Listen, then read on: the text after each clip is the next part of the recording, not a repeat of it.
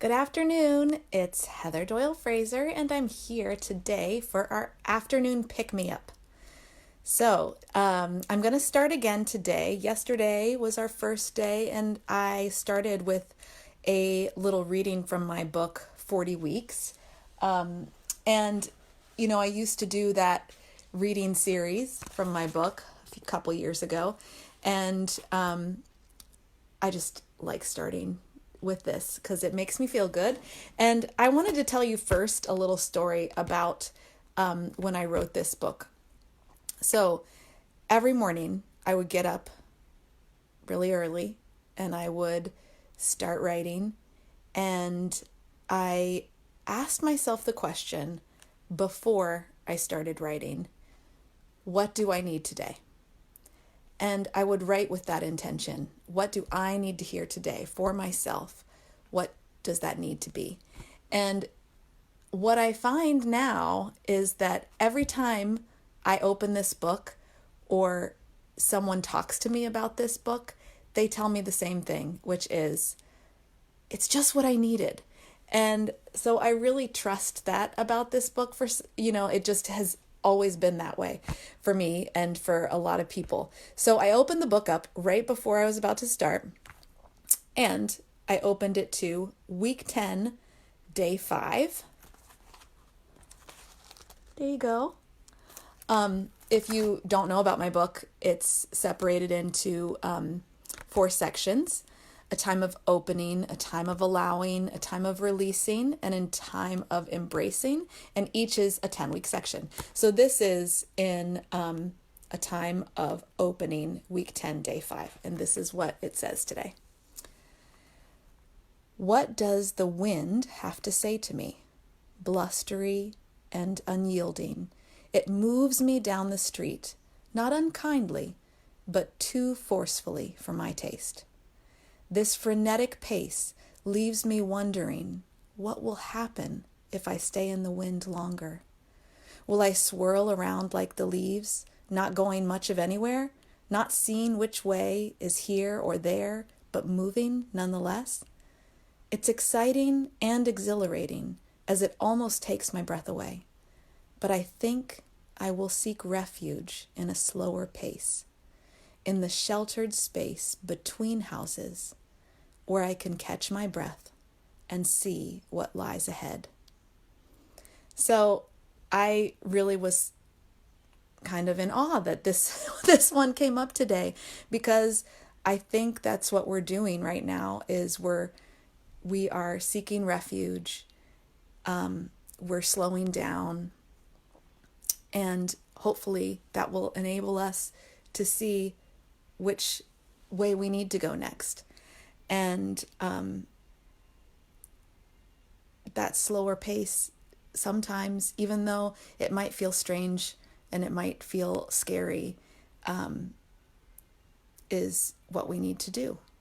So I thought that was a really good reading for today, and that's going to help me. So I hope it picks you up a little bit.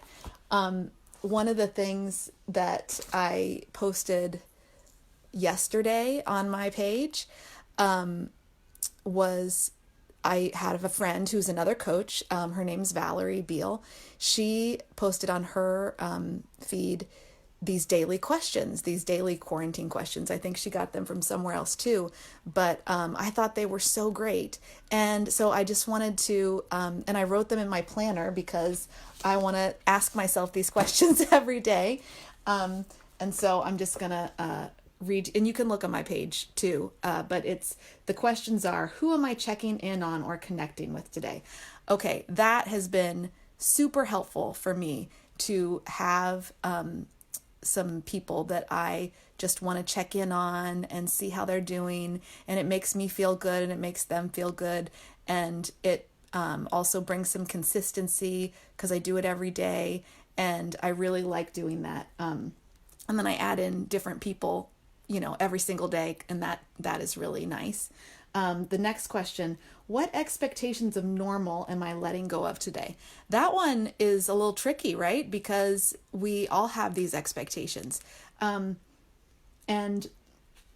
I think that's just going to change daily, because everything is different every day. That's what I think, even in this sameness of doing the same thing, sort of, it's not really the same. So just kind of allowing that space for differences and changes, and how you're feeling is, I think, really helpful. How am I getting outside today? I think going outside every day is really, really important, even if you're just going out your back door and sitting outside for a second, or walking around your yard, or going for a little walk. I have a dog, Coco, and so she gets me outside at least twice a day for a walk. And she's looking at me right now like, oh, you said the W word. We've been on a long walk so far, but I think we have another one in a little bit, maybe right after this. Then the next question is, how am I moving my body today? I really like that we have two questions. Like, one is being outside. You don't have to be doing like gigantic things. You can just go outside. And then, how am I moving my body? That moving your body can be anything. Hey, Kendra.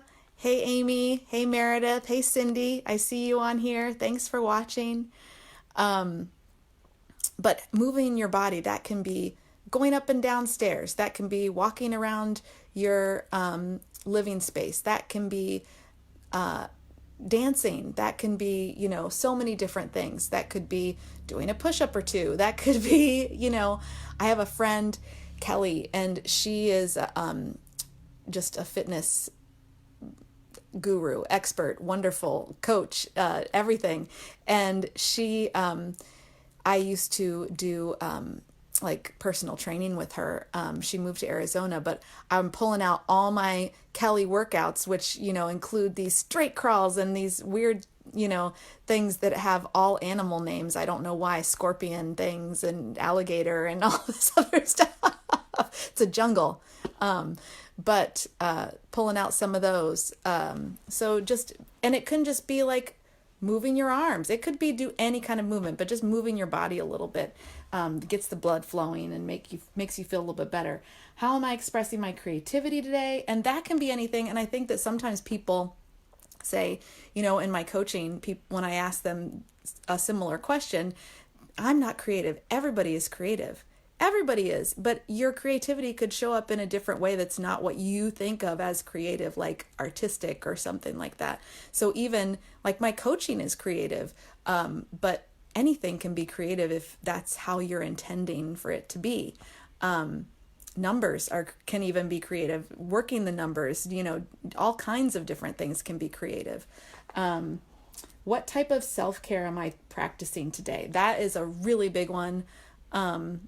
And I wanted to give an example today of something that maybe doesn't sound like self-care, but for me is self-care. A few. So one, I'm getting up and meditating. That's really helpful to me. I am, doing a gratitude practice. But a couple things that might not sound like self-care, but for me really are self-care. Making coffee in the morning. That sounds so just simple, but to me, I love the smell of coffee. And I went to this Compassionate Mind Summit 2 years in a row. And the first year, this wonderful woman named Marcela Matos, she's in Portugal. She's a amazing psychologist, and she had us using our imagination a little bit, and she asked us to think about something we do every day and going through the motions, like physically, like whatever you're doing, brushing your teeth, or I chose making coffee. So I am putting the coffee grounds in my thing and putting the water in and, imagining this in my mind. And then she said, bring your compassionate self with you when you do that. Like this warm, comforting presence, who just has your back and is, 100% there for you. Bring that compassionate self with you when you do this everyday activity. So then I imagined doing that, and I found myself smiling, and I was really imagining the smell of the coffee and everything else. And so every time now, and that was 2 years ago, every time now that I make coffee, I think of that, and it makes me feel comforted. It makes me feel soothed. And then, of course, I get the coffee, which is also awesome. And so that's an act of self-care every day for myself. And I really just take a few moments to not just breeze through it, but to really kind of smell the coffee. And then when I get the mug, hold it and just feel really good about it. Another thing of self-care that is also just a daily thing, but to me, I've been taking a shower before I go to bed at night. And that is like really, really nice to relax me and just makes me feel good. And that's one thing that I didn't always take showers at night, but I'm liking that. So just, that's another little thing. And I also read right before I go to bed, and I love that.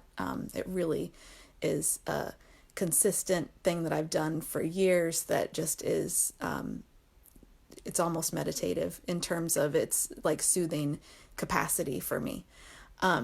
So those are these daily questions, and I encourage you guys to take a look at that, and they've been really helpful. One of the reasons that I think, those things are helpful is that they help to bring like our soothing system online, all those things do. And my husband and I wrote this book, and it published over the summer, Freedom: How Teens Can Use Mindful Compassion to Thrive in a Chaotic World and Grow a Purpose-Driven Life. And like I said yesterday, this book isn't just for teens, it's for everybody. But and we're definitely in a chaotic time, right? But in chapter 2, we talk about the 3 circles of emotion. Oh, sorry. 3 circles of emotion. I am not good with this. Okay, there we go. Threat, drive, and soothe. So we have these 3 circles of emotion: threat, drive, and soothe. And there are these emotional systems that help us stay alive and keep us safe. And I'm just going to read a little section of this.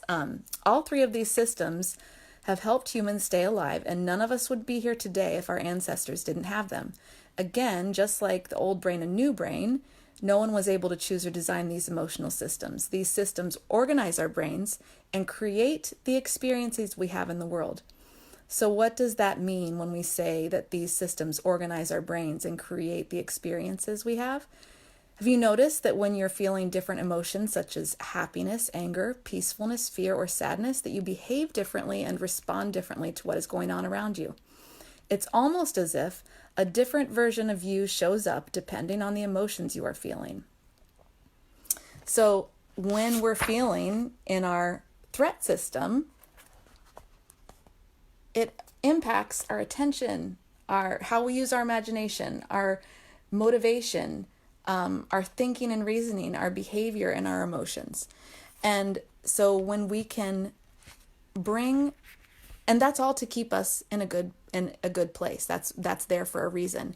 But sometimes when the threat system gets too big and too much, it overrides things. So we need to bring our soothing system online. So that's these daily practices, these daily questions, these daily rituals can really help to be grounding and just kind of give you a little bit of a sense of calm. So then you can move and do the things you need to do.